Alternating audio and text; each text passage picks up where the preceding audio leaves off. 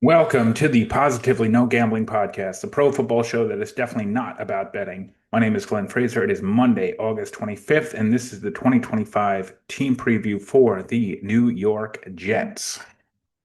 Okay, here's how the previews work. We'll review two big questions from the start of the offseason, recap 2024, preview 2025, including any additions, losses.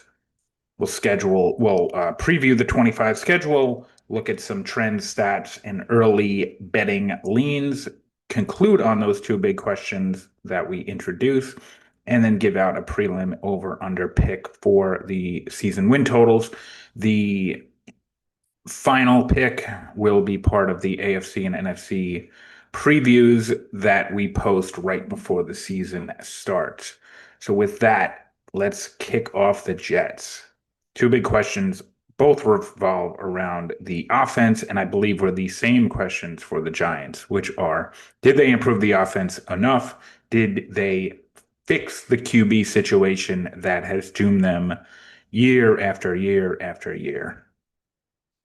Okay, recapping 24,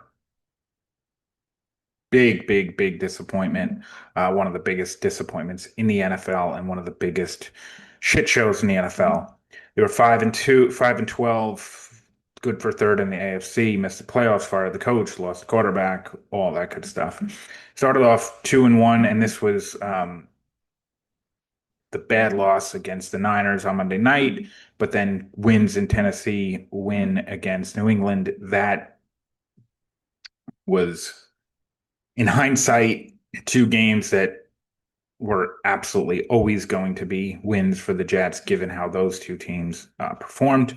But then after that, things got pretty rough. They went on that 1-9 stretch before evening out 2-2 to end the season. Too little, too late. One, and there's already a little bit of a revisionist history about this Jet season. I see a lot of people talking about this Week 15 game against Jacksonville and how good Rodgers looked, and a couple of other instances. There definitely were times where they gave away losses, gave away games, and that resulted in a loss. Minnesota, I remember being one. Buffalo, I feel like being another one. Um, sure, sure, but they were also pretty bad.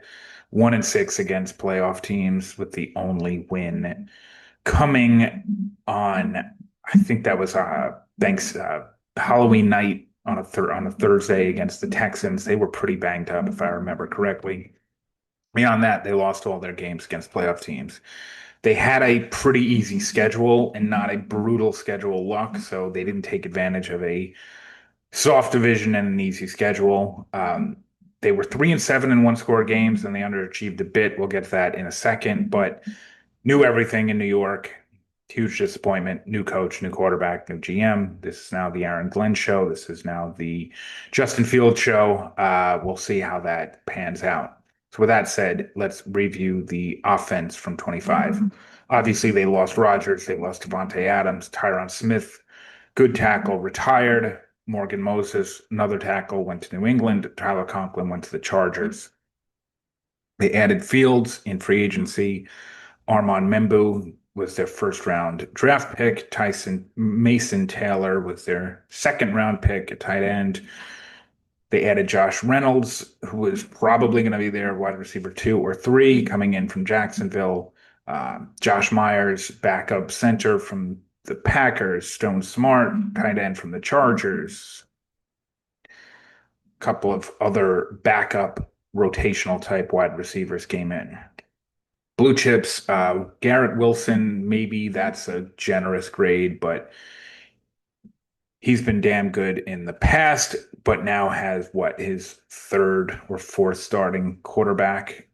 Not great. Hopefully, with some continuity and a contract, things get better with Wilson. High potential. I mean, they do have some talent on their line. Joe Tippmann, Vera Tucker, Olu Fashanu, last year's pick, Armand Membu, this year's pick. It could be one of these dominant offensive lines, which will help everybody.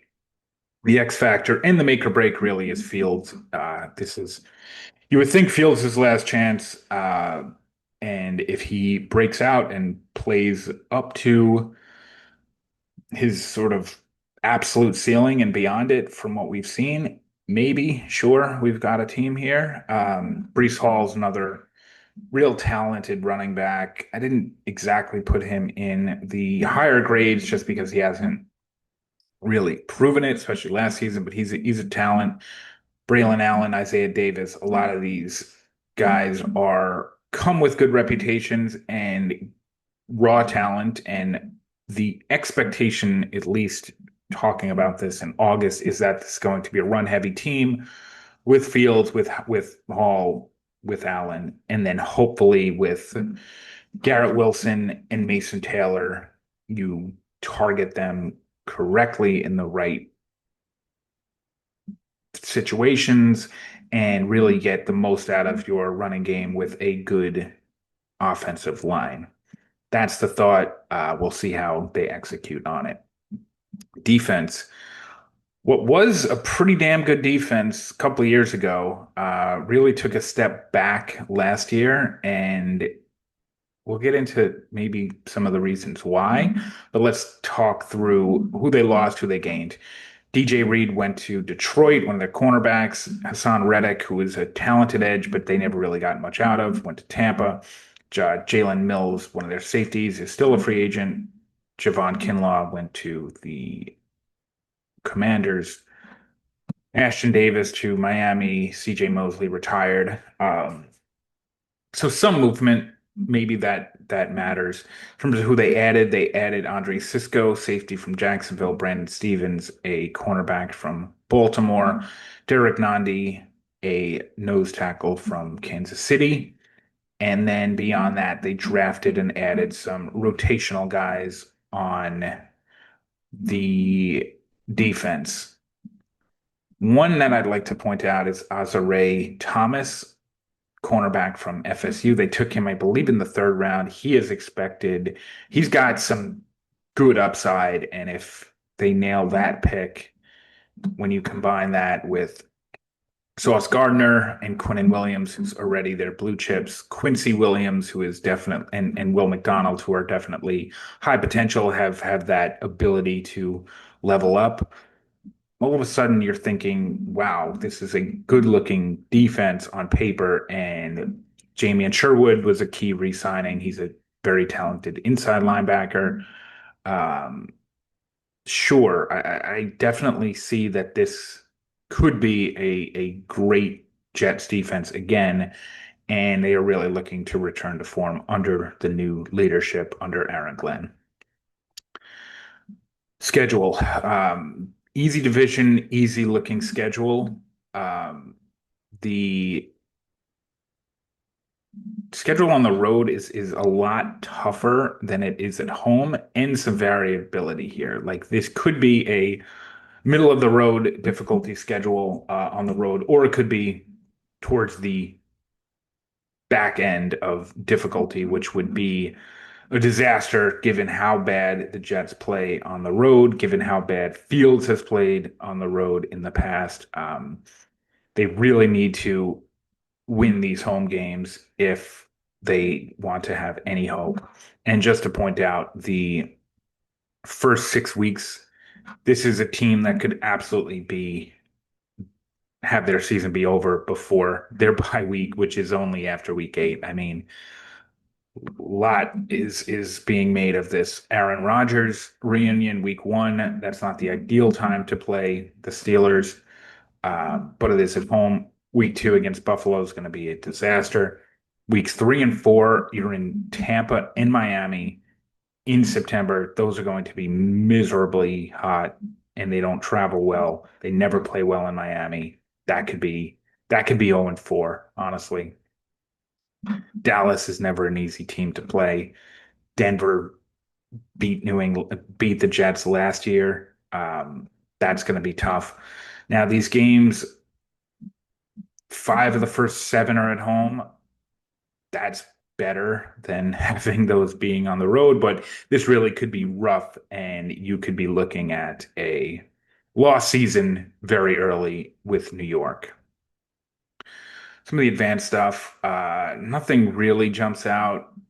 They technically underachieved because they had these unfortunate endings to these games, 3 and 7 in the close games. The turnover differential, the win increases or decreases, not really jumping out. Um, O line, they were not great at pass protection. They looked to get better there, and they were pretty bad at run protection. But was that a symptom of the system, or was that anything real? We'll see. D line, good grades, above average pass rush, good run stop. Expect that to be another strength. In terms of early leans, week 7 against the Panthers are just getting way too much love. So the Jets are a less than 3 point favorite against the Panthers at home. Week 7, I like the Jets in that one. In week 10, coming off of a bye, same thing, Browns 2.5. I guess technically these are correct lines. They just feel a little light to me. I think the Jets match up well against both of those teams. Now, when you're thinking about over-unders, you have to look at these look-ahead lines to see if you're getting value or not. The Jets are a dog in 14 of the 16 games. Only these 2 games right now are they favored in, which would indicate that this is expected to be a pretty bad team. Some indicators of regression, but nothing's really jumping out. So in terms of did they fix this offense? Do they have the quarterback answered? I'm going to go with no and no. It's pain. It's taking all these unders for the 5.5s and 6.5s is a little worrisome. I'll be honest with you. So this could change, but right now I'm going to go with very similar to the Giants. I'm going to go a mild under 5.5 wins. Schedule's not brutal, but that QB is so just has never shown anyone a consistent ability to win big games, make big throws, etc. Not going to touch this one, I'll be honest with you, but if I have to give out a number, it'll be the under 5.5. Okay, so that was a rough run of teams with the Saints, Giants, and Jets. But tomorrow we get to preview the Super Bowl champion Eagles, so that'll be a much more fun one. So we'll talk to you tomorrow with the Eagles. Thanks.